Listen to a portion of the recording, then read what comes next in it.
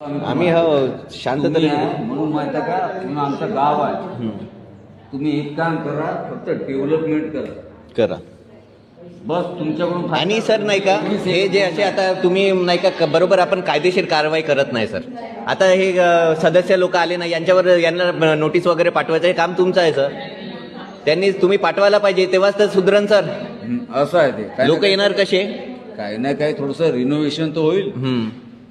जर तुम्ही पाठवले का, आता जे माग ग्रामसभेला कोणी येत नाही सदस्य वगैरे, त्यांना काही नोटीस वगैरे देता का? सरपंच आता सरपंच अवेलेबल नाही 2-3 मीटिंगला. सरपंच डायरेक्ट म्हणते मी जाहीरनामा.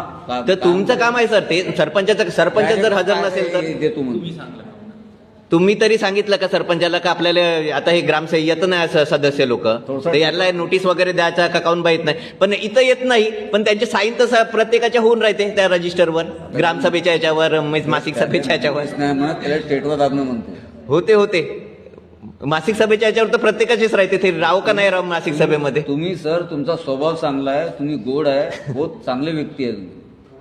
मागच्या वेळी आपण कृती आराखडा बनवला होता ही वाचित दाखवायची, त्याच आपल्याला 26-27चा आराखडा बनवत आहे.